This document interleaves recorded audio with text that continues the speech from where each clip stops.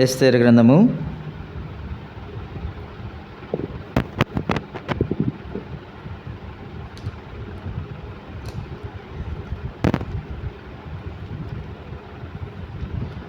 4వ అధ్యాయం 10-11 వచనాలు. ఎస్తేరు గ్రంథము 4వ అధ్యాయం 10-11 వచనాలు. పిలువబడక పురుషుడే కానీ స్త్రీయే కానీ రాజు యొక్క అంతర్గృహమున ప్రవేశించిన ఎడల బ్రతుకున్నట్లుగా రాజు తన బంగారపు దండమును ఎవరి తట్టు చాపునో వారు తప్ప ప్రతివాడు సంహరింపబడినన్న కఠినమైన ఆజ్ఞ కలదని రాజసేవకులందరికీ అతని సంస్థానములలోనున్న జనులకందరికీ తెలిసే ఉన్నది. నేటికి 30 దినముల నుండి రాజునొద్దకు ప్రవేశించుటకు నేను పిలువబడలేదని చెప్పుమనెను. గత దినాల్లో ఎస్తేరు యొక్క గ్రంథంలో నుంచి అహష్వేరోషు యొక్క ఆజ్ఞ బయలుదేరింది. హామానును బట్టి యూదులందరూ ముఖ్యంగా మొర్దెకై ముందుకు వచ్చి ఆ యొక్క పట్టణములో ఆ కోటకు వెళ్ళే మార్గములో నిరసన వ్యక్తం చేసినట్లుగా మనం జ్ఞాపకం చేసుకుంటూ వచ్చాం. గత వారము హతాకుని గురించి మనం ధ్యానం చేస్తూ వచ్చాం. హతాకు నమ్మకమైనటువంటి సేవకుడిగా మధ్యవర్తిత్వం వహిస్తూ వచ్చాడు, అటు మొర్దెకైకు ఇటు ఎస్తేరుకు. కాబట్టి అన్యుడైనప్పటికీ హతాకు ఆ రీతిగా నమ్మకత్వాన్ని రుజువు చేసుకున్న దాన్ని బట్టి వారిరువురికి మధ్య, మొర్దెకైకి ఎస్తేరుకి మధ్య వారు సంభాషణ జరిపించుకోవడానికి అవకాశం కలిగింది. ఒకరి విషయాలు ఒకరు తెలుసుకోవడానికి అవకాశం కలిగింది. ఇప్పుడు మన జీవితంలో మనకు అప్పగించినదే కావచ్చు, పెద్దదే అనే విషయాలను ధ్యానం చేస్తూ వచ్చాం. సరే, ఈరోజు కూడా కొన్ని సంగతులను నెమరు వేసుకోవడానికి ప్రయత్నం చేద్దాం. ఎస్తేరుకు మొర్దెకై విషయాలన్నీ చెప్పించిన తర్వాత ఇప్పుడు ఎస్తేరు యొక్క జవాబును మనం చూస్తూ ఉన్నాం. ఏమిటి ఆ జవాబు అంటే, పిలువబడక మునిపే, అంటే రాజు యొక్క ఆజ్ఞ లేకపోతే, రాజు పిలవకుండా ఎవరైనా సరే రాజు యొక్క అంతర్గృహంలోనికి ఎవరైనా వెళ్ళిపోతే, ఒకవేళ రాజుగారు దయ చూపించి తన బంగారపు దండాన్ని చాపితేనేమో వారు బ్రతుకుతారు. ఒకవేళ రాజుకు దయ పుట్టకపోతే వారిని చంపాలి అనేటువంటి ఆజ్ఞ, కఠినమైనటువంటి ఆజ్ఞ ఆ యొక్క కోటలో ఇవ్వబడిన విషయము అందరికీ కూడా తెలియజేయడం జరిగింది. అందరికీ కూడా తెలుసు ఆ విషయం. ఇప్పుడు ఎస్తేరు భయపడతా ఉంది. రాజు దగ్గరకు వెళ్ళటానికి, లేకపోతే రాజు యొక్క కోటలో ప్రవేశించడానికి, ఒకవేళ కనుక రాజు నా మీద దయ చూపించకపోతే నేను చనిపోతాను అనేటువంటి భయము ఎస్తేరులో మనం చూస్తూ ఉన్నాం. ఈ ఆజ్ఞ చాలా కఠినమైనది. రాజు యొక్క అనుమతి లేకుండా, రాజు యొక్క పర్మిషన్ లేకుండా ఎవరు కూడా రాజు దగ్గరికి వెళ్ళటానికి వీలు లేదు. వాటికి చెప్తూ చివరిలో ఇక మాట ఉన్నది ఏమనంటే, నేటికి 30 దినముల నుండి రాజు దగ్గరకు ప్రవేశించటకు నాకు అనుమతి లేదు. అంటే రాజు నెల రోజుల నుంచి రాణితో సంభాషణ లేదు, రాణితో మాట్లాడలేదు, ఆ రాణిని ఆ అంతఃపురమునకు ఆహ్వానించలేదు. ఇద్దరు కోటలోనే ఉన్నారు, కానీ రాజు మాత్రము రాణిని ఆహ్వానించలేదు. ఏమై ఉండొచ్చు? మనం ఆలోచన చేస్తూ ఉంటే రాజు బిజీగా ఉన్నాడు. ఎక్కడ? హామానుతో విందు చేసుకుంటూ. గత నెలలో మనం ధ్యానం చేస్తూ వచ్చాం. ఎంత ఎక్కువగా మత్తులో రాజు నుంచితే అంత త్వరగా హామాను యొక్క పని సులువు అవుతుంది. కాబట్టి శత్రువు యొక్క పన్నాగము ముందుగా రాజును ఆకర్షించాడు, రాజును తన యొక్క చేతిలో పెట్టుకున్నాడు, రాజును తన యొక్క వలలో వేసుకొని హామాను రాజును రాణిని వేరుగా ఉంచినటువంటి పరిస్థితి. సరే, ఇది ఒక కారణంగా మనం చూడవచ్చు. కాబట్టి 30 రోజుల నుంచి రాణి ఎదురు చూస్తూ ఉంది, రాజుగారు పిలుస్తారేమో అని. రాజుగారు పిలవలేదు, రాజుగారు తన యొక్క పనుల్లో బిజీగా ఉన్నారు. ఇలాంటి పరిస్థితుల్లో రాణి రాజు దగ్గరికి వెళితే, ఒకవేళ దయ లేకపోతే, రాజుకు దయ పుట్టకపోతే ఆ రాణి ఏమవుతుంది? చనిపోవటానికి అవకాశం ఉంది. కాబట్టి ఎస్తేరు యొక్క జీవితంలో ఒక భయాన్ని మనం చూడగలుగుతున్నాం. చాలా సందర్భాల్లో మనము కూడా ఇటు పరిస్థితుల్లో వెళ్తూ ఉంటాం. సందర్భాల్లో భయం వేస్తూ ఉంటుంది. చాలామంది బైబిల్ తెచ్చుకునేటప్పుడు బైబిల్ అందరికీ కనపడేలాగా తెచ్చుకోరు. బైబిల్ని ఏం చేస్తారంటే దాచుకొని తెస్తూ ఉంటారు. లేకపోతే నేను క్రైస్తవుడను, క్రైస్తవురాళ్ళను అని సమాజంలో చెప్పుకోవడానికి కొన్ని సందర్భాల్లో భయపడుతూ ఉంటాం. కొన్ని సందర్భాల్లో నలుగురిలో ప్రార్థన చేయాలంటే భయం, నలుగురిలో దేవుని యొక్క మాటలు మాట్లాడుకోవాలంటే భయం, ఎవరేమనుకుంటారో అని. కాబట్టి ఎస్తేరుకున్నటువంటి భయమేమో ప్రాణాలను గురించిన భయం అయితే, మనమేమో మన యొక్క మర్యాదను కాపాడుకోవటానికో, లేకపోతే లోకంలో మన యొక్క గౌరవాన్ని కాపాడుకోవటానికో యేసు ప్రభువుని గురించి, లేకపోతే దేవుని గురించి విషయాల్లో వెనకబడిపోతూ ఉంటాం, భయపడిపోతూ ఉంటాం. మన బైబిల్ స్టడీలో కూడా మనం జ్ఞాపకం చేసుకుంటూ వచ్చాం కదా, పిరికి వారు అగ్ని గంధకములతో మండు గుండములు ఏం పొందుతారు? పాలు పంపులు పొందుతారు. కాబట్టి దేవుడు మనకి ఇచ్చినటువంటి ఆత్మ, మనకు పిరికితనము గల ఆత్మని ఇవ్వలేదు దేవుడు, మంచి ధైర్యంతో కూడినటువంటి ఆత్మని ఇచ్చాడు. కాబట్టి ప్రభు మీద ఆధారపడినప్పుడు, లోకంలో మనకు పరిస్థితులన్నీ అననుకూలంగా ఉన్నప్పటికీ మనం ప్రభు వైపు చూసినప్పుడు దేవుడు జరిగించేటువంటి కార్యములు ఎంతో శ్రేష్టమైనవి. ఒకసారి రండి 52వ కీర్తన, 52వ కీర్తన,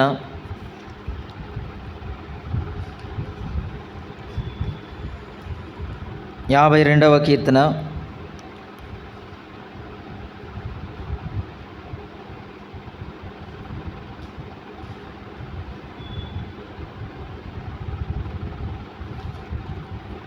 క్షమించిన 55వ కీర్తన, 55వ కీర్తన. చాలా విషయాలు ఉన్నాయి అక్కడ. దావీదు యొక్క దైవ ధ్యానంలో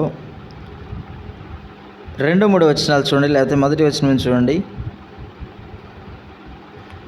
దేవా, చెవియొగ్గి నా ప్రార్థన ఆలకింపుము, నా విన్నపమునకు విముఖుడవై ఉండుకుము, నా మనవి ఆలకించి నాకు ఉత్తరమిమ్ము. శత్రువుల శబ్దమును బట్టి, దుష్టుల బలత్కారమును బట్టి నేను చింతాక్రాంతుడనై విశ్రాంతి లేక మూలుగుచున్నాను. వారు నా మీద దోషము మోపుచున్నారు, ఆగ్రహము గలవారై నన్ను హింసించుచున్నారు. నా గుండె నాలో వేదన పడుచున్నది, మరణ భయము నాలో పుట్టుచున్నది, దిగులును వణుకును నాకు కలుగుచున్నవి. మహాభయము నన్ను ముంచివేసెను. అంటే దావీదుకి భయం చూడండి. వాళ్ళు అవమానం చేస్తూ ఉన్నారు, అంటే దోషాలు మోపుతూ ఉన్నారు, హింసిస్తూ ఉన్నారు, తర్వాత బలత్కారం చేస్తూ ఉన్నారు, భయపెడుతూ ఉన్నారు. ఎంత భయం అంటే అక్కడ అంటా ఉన్నాడు మరణ భయము, అంటే వారు ఒకవేళ నన్ను చంపేస్తారేమో అంత భయం దావీదు కలుగుతూ ఉంది. మహాభయం అంటాడు, నన్ను ముంచి వేస్తూ వచ్చింది. అందుకే తను అంటాడు 6వ వచనంలో, ఆహా, గువ్వవల్లి నాకు రెక్కలున్న ఎడల నేను ఎగిరిపోయి నెమ్మదిగా, ఈ బాధలు తట్టుకోలేక, అరే నాకు రెక్కలుంటే బాగుండేది, ఒక గువ్వలాగా, ఒక పావురంలాగా నేను ఎగిరిపోయి ప్రశాంతమైనటువంటి స్థలంలో, లేకపోతే నెమ్మదికరమైనటువంటి స్థలంలో నేను కూర్చుంటాను అని. అంటే లోకంలో నెమ్మదికరమైనటువంటి స్థలాలు ఏమైనా ఉన్నాయా భూమి మీద? మానవునికి నెమ్మదినిచ్చేటువంటి స్థలాలు. ఈరోజున యోగా సెషన్స్ చేస్తూ ఉన్నారు. యోగా చేయడం ద్వారా మనిషి యొక్క హృదయానికి నెమ్మది ఇవ్వడానికి మానవుడు ప్రయత్నం చేస్తూ ఉన్నాడు. కొద్దిసేపు మనసును ఒక శూన్యంలో నియంత్రించుకుంటుంది, అంటే శూన్యం వైపు మనసును ఉంచడం ద్వారా ఆ మనసులో ఉన్నటువంటి ఆ క్షోభను, మనసులో ఉన్నటువంటి ఆ దుఃఖమును, మనసులో ఉన్నటువంటి వేదను తీసివేసుకోవడానికి మానవుడు ప్రయత్నం చేస్తూ ఉన్నాడు. కానీ యోగా చేసినా, లోకరీతిగా మనం ఎలాంటి చేసినా సరే, అప్పుడప్పుడు పెద్దోళ్ళు అంటూ ఉంటారు కొంతమంది, 2 నిద్ర మాత్రలు అన్నది ఇచ్చేస్తే ప్రశాంతంగా పడుకుంటాను. అంటే వారికి నెమ్మది లేక, వారి హృదయంలో ఉన్నటువంటి వేదనను బట్టి, వారి హృదయంలో ఉన్నటువంటి బాధను బట్టి అలాంటి ఆలోచనలు చాలా సందర్భాల్లో మనం చూస్తాం. ఇక్కడ దావీదు యొక్క అనుభవం కూడా అదే.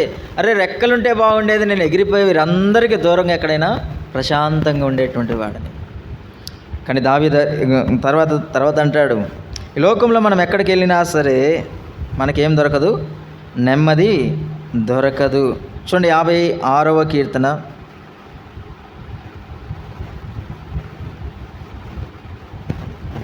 56వ కీర్తన 3వ వచనం. 56 3వ వచనం. నాకు భయము సంభవించు దినమున నిన్ను ఆశ్రయించుచున్నాను, దేవునిని బట్టి నేను ఆయన వాక్యమును కీర్తించెదను. దేవుని యందు నమ్మిక ఉంచినాను, నేను భయపడను. శరీరధారులు నన్ను ఏమి చేయుదురు. ఇంతకుముందేమో రెక్కలు వస్తే బాగుండు అనుకున్నాడు. ఆ తర్వాత ఏమంటా ఉన్నాడు?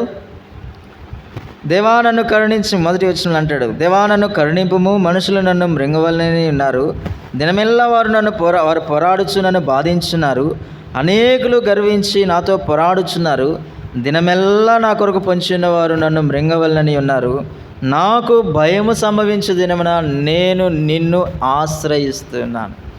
ఇప్పుడు ఈ లోకంలో ఉన్నటువంటి పరిస్థితులన్నీ వ్యతిరేకమైపోయినాయి దావీదునకు. దినమెల్లా పొంచి ఉన్నారు, ఎప్పుడు దొరుకుతాడా అని. పైన 56వ అధ్యాయము ఇంట్రడక్షన్ అంటే పరిచయంలో చూడండి. ప్రధాన గాయకునికి యోనాతెలేం రెహోకీం అను రాగం మీద పాడదగినది. ఫిలిస్తీయులు దావీదును గాతులో పట్టుకొనినప్పుడు అతడు రచించినది. అంటే శత్రువుల చేతిలో చిక్కుకొనిన తరువాత దావీదు రాస్తున్నటువంటి కీర్తన ఇది. అంటే చిక్కుకొనక మునుపు రాయటం వేరు. ప్రభా వాళ్ళు నా మీద మరి దాడి చేయడానికి ప్రయత్నం చేస్తూ ఉన్నారు, నన్ను రక్షించమని ప్రార్థన చేయటం, పాట పాడటం అది వేరే విషయం. ఇప్పుడు చిక్కుకొని దావీదు శత్రువుల చేతిలో చిక్కుకొనిన తరువాత ఏం చేస్తూ ఉన్నాడు? పాట పాడుతూ ఉన్నాడు. నేను భయపడను, నేను నిన్నే ఆశ్రయిస్తూ ఉన్నాను, ఈ శరీరదారులు, ఈ నరమాతులు నన్ను ఏమీ చేయగలరు. చూడండి, ఎస్తేరు ఎవరు? దావీదు యొక్క ముని మనవరాలు. అట్లా ఇంకా వరుస మనం చూసుకుంటే చాలా లాంగ్. దావీదు ఎస్తేరుకి ముత్తాత అవుతాడు. మరి అలా అన్న దావీదు యొక్క అనుభవం ఎస్తేరుకి తెలీదా? ఎస్తేరు శత్రువుల చేతిలో కూడా అంత ధైర్యంగా ప్రభు కొరకు జీవించగలిగితే ఎస్తేరు ఇంకెంతగా జీవించాలి? అయ్యో, మా పితరులైనటువంటి దావీదు శత్రువుల చేతిలో చిక్కుబడిపోయి ఆ కత్తి ఆ మెడ మీద ఉన్నప్పుడు కూడా విశ్వాసమును విడిచిపెట్టలేదు కదా.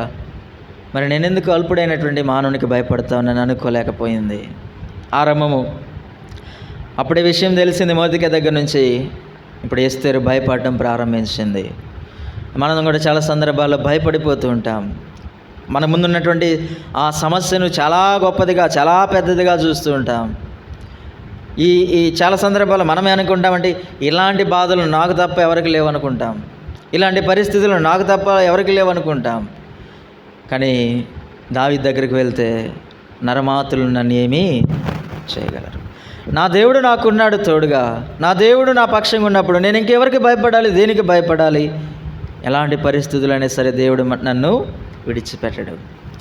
ఇశ్రాయేలు దేశమంతా, ఇశ్రాయేలు ప్రజలనే కంటే ఇశ్రాయేలు దేశమంతా ఒకవైపు ఉంది, గొల్లియాతు ఒక్కడు ఒకవైపు ఉన్నాడు.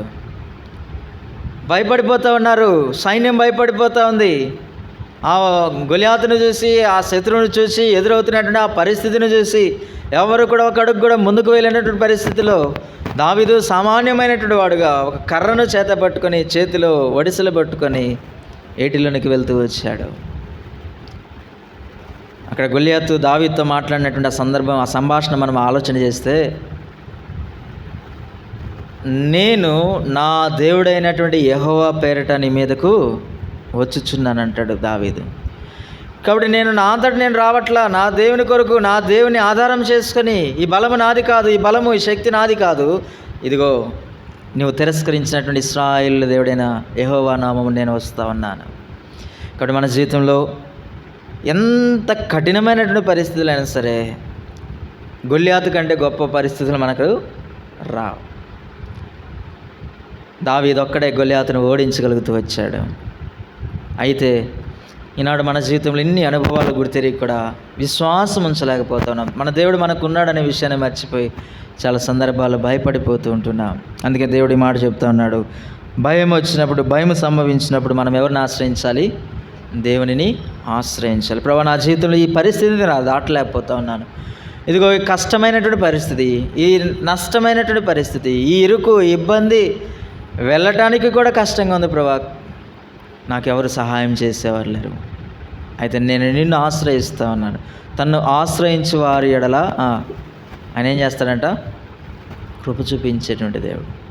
దేవుని దగ్గరికి ఎవరు వచ్చినా సరే విశ్వాసంతో ఆయన వైపు చూసినప్పుడు, విశ్వాసముతో ఆయనను అడిగినప్పుడు, విశ్వాసంతో ఆయన సన్నిధిలో ప్రార్థన చేసినప్పుడు దేవుడు మన ప్రతి ప్రార్థన ఆలకిస్తాడు. కాబట్టి ఎస్తేరు భయపడింది. అయితే తర్వాత మొర్దెకై మరలా మాట్లాడుతూ వచ్చాడు, ప్రోత్సాహపరుస్తూ వచ్చాడు. అయితే మన జీవితంలో ఎస్తేరు వల్లే భయపడుతున్నావేమో, ఎస్తేరు వల్లే కష్టం వచ్చినా, నష్టం వచ్చినా, ఇరుకు వచ్చినా, వ్యాధి వచ్చినా, బాధ వచ్చినా వెనక్కి అడుగు వేస్తున్నావేమో. అయితే ప్రభు మనకున్నాడు, మనం దేనికి భయపడవలసిన అవసరం లేదు. సముద్రంలో ప్రయాణం చేస్తున్నటువంటి శిష్యులు తుఫాను వచ్చేసరికి ఎంతగానో భయపడిపోతూ వచ్చారు. మేము నశించిపోతూ ఉన్నాము, నీకు చింత లేదా అని చెప్పి యేసుప్రభువారితో మాట్లాడుతూ వచ్చారు. అయితే యేసుప్రభువారు అన్నారు, ధోనిలో నేనున్నాను కదయ్యా, మీరు భయపడనేలా. ఇప్పుడు మన ధోనిలో, మన విశ్వాస యాత్రలో యేసుప్రభువారు ఉన్నారు. మనకు కష్టం వస్తే ఎవరికి వచ్చినట్టు చెప్పండి? ఇప్పుడు ఆయనకు వచ్చినట్టే. ధోనిలో ఇప్పుడు శిష్యులందరూ చనిపోతే వాళ్ళతో పాటు ఎవరు చనిపోతారు? యేసుప్రభువారు కూడా చనిపోతారు. ఆ విషయం మర్చిపోతున్నారు శిష్యులు. కాబట్టి ఈనాడు మనం రక్షణ పొందిన వాళ్ళముగా, దేవుని ఆత్మ మనలో నివాసం ఉంటుండగా, మనకేదైనా సంభవిస్తే, మనకేదైనా కష్టం వస్తే ఆ కష్టంలో పాలుపొంపులు పొందడానికి దేవుడు కూడా ఇష్టపడుతూ ఉన్నాడు.